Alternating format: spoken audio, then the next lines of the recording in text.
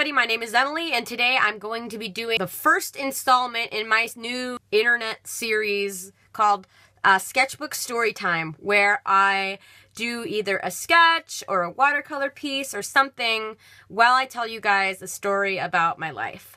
I've been told pretty much my whole life that I'm really good at storytelling. I'd like to think those people weren't just being nice, and I am good at storytelling. So I'm going to go ahead and try to give this a shot while I do or watercolor in a self-portrait of me. I guess that's what self-portrait fucking implies. I have a candle over here. I thought the candle would make it look super legit, like I am a real, honest-to-God, aspiring YouTuber, because apparently candles are what does that up. My best friend got me this candle for my birthday, and it smells so fucking good. So I am jovial right now. I am fucking great. I'm gonna explain a little bit what I'm doing and what I'm using.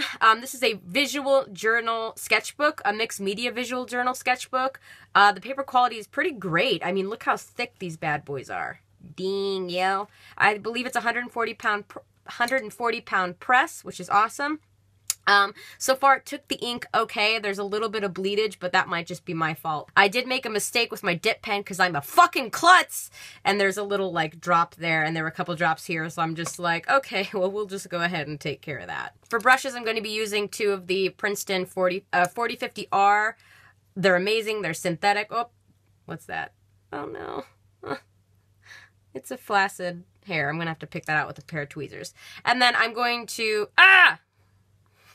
I promise I take really good care of my brushes. This is a first. This came damaged in the mail. So, this is a Series 7 Kolinsky Sable Winsor and Newton No. 6 brush.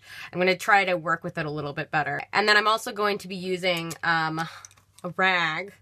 And then my Schmincke Horadam. Ding, ding, ding. Every time I start a new sketchbook, I try to start it with a self-portrait, so that's the reason. My name is Emily Rose, so I put a rose in there. I kind of like creepy stuff and kind of the macabre, so I went ahead and put like a bird skull and a vial of, I guess we'll say, blood. And then I did a little lace detailing on the bottom because your girl got a lot of lace in her wardrobe, hunty. Now that I'm done doing that, the story I'm going to be telling you today is when me and my boyfriend got stuck in literally one of the worst blizzards in decades. So let's go ahead and get started. I'm going to grab my notes and we'll hop right into this. So let me start out with a little background. Me and my boyfriend live like just south of San Francisco. So it never ever snows here. It doesn't really, you know, snow anywhere in the Bay Area. You have to go pretty far north for that. Not terribly far, just a few hours north.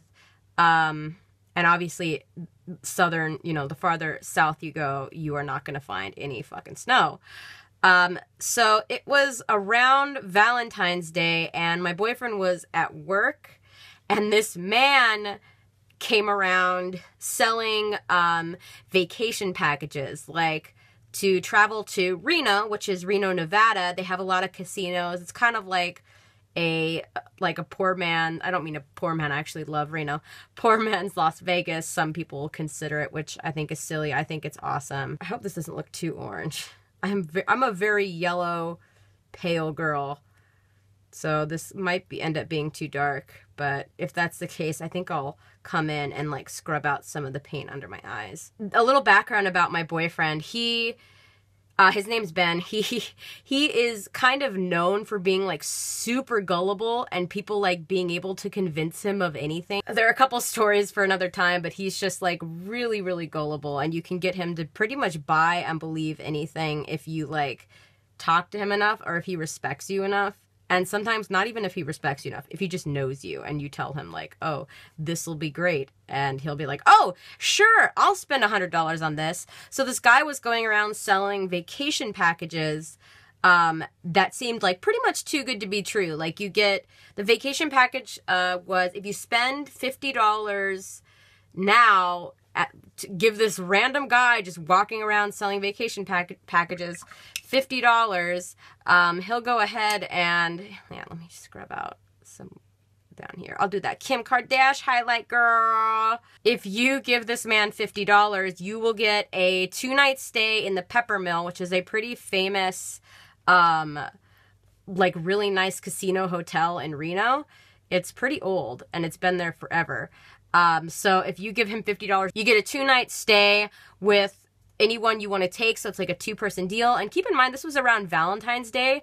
So it was like under the guise that it was like a Valentine's Day deal. So Ben, being Ben, was like, oh, that would be a super romantic gesture. I'll go ahead and buy this. So on Valentine's Day, you know, we exchange our gifts and he's like, oh, I have a big surprise for you.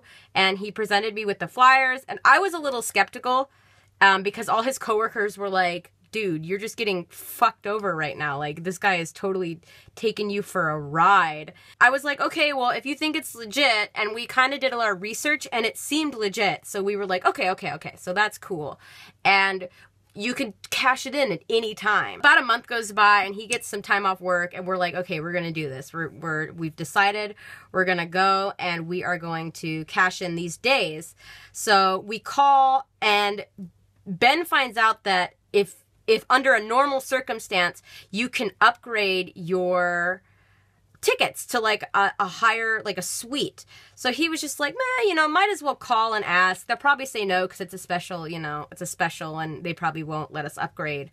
But lo and behold, again, he only paid $50 for 2 nights. When he calls, they say, oh yeah, for an additional $45, we'll upgrade you to the mahogany suite that has like a jacuzzi and a view of the whole city.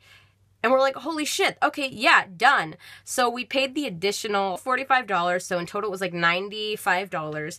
And so this was all legit, so we're getting super excited at this point. And when the day comes, we pack up, we get ready, he's wearing his nice cologne, I do my hair, my makeup, like, we're looking good, honey. We look so good.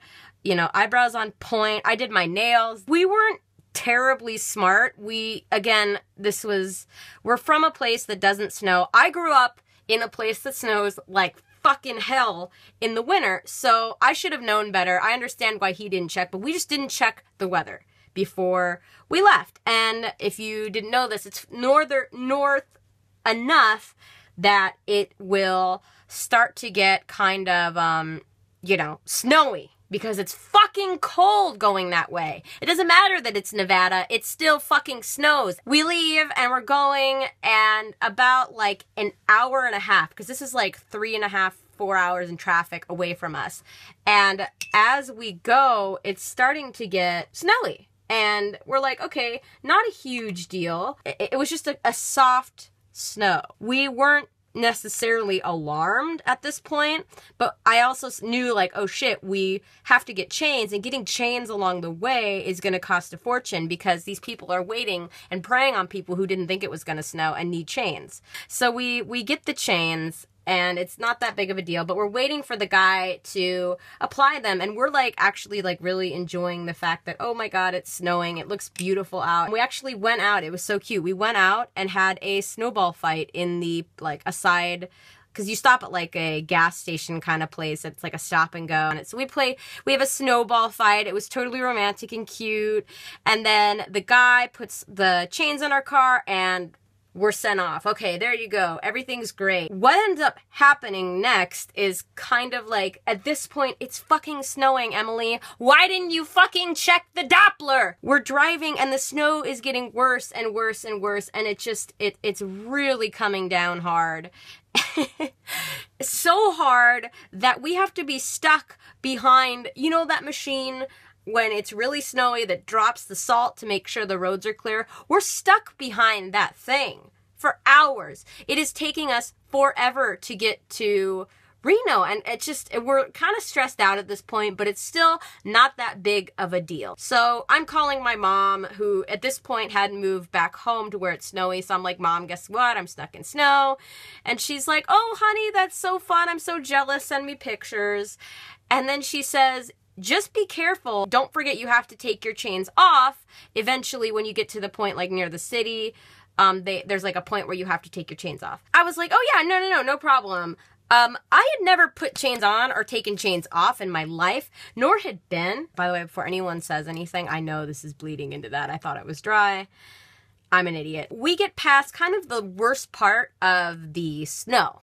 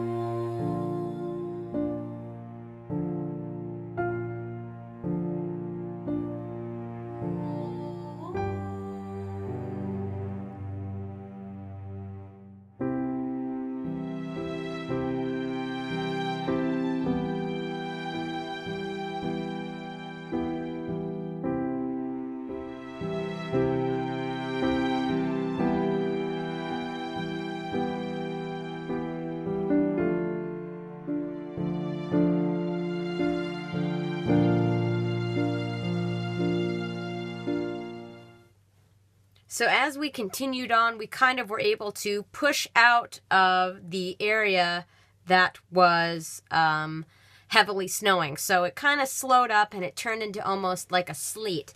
But that means then the roads started to clear up as well.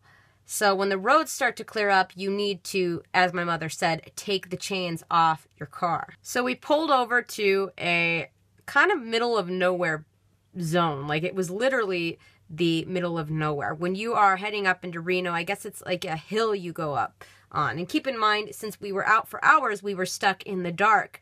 And it's sleeting. It's sleeting pretty hard. There's no snow left falling. There's snow all around us. Ben quickly goes online to see, okay, so we need to learn how to take the chains off the car. And we're in the middle of nowhere, so service was hard to get. It took like, oh, I don't know, like at least 20 minutes.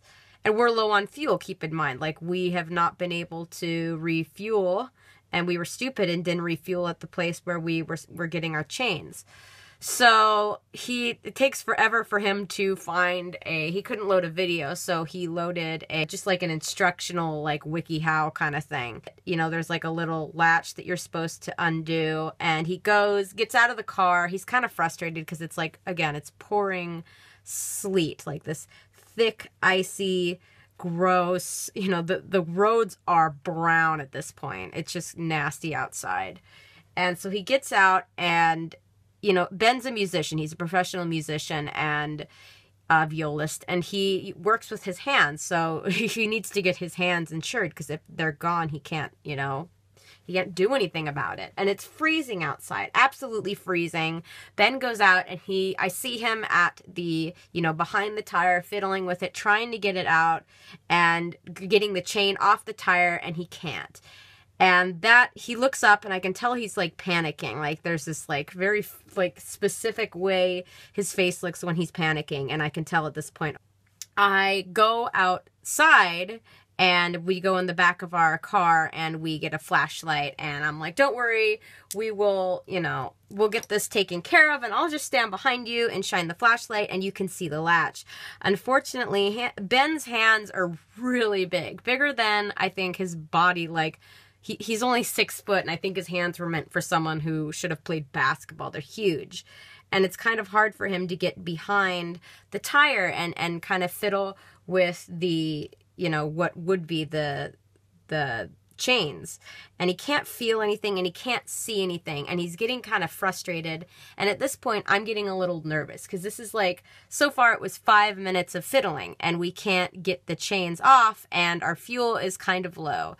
So I say, okay, wait, before we panic, why don't we just go ahead and call AAA? I'm going to rotate my image here just a little bit. Why don't we go ahead and call AAA and see if they will come down and help us out? Nothing's wet. So we call AAA. At first we couldn't get through because there was literally no service. So we couldn't get through to AAA. We went out and we tried again.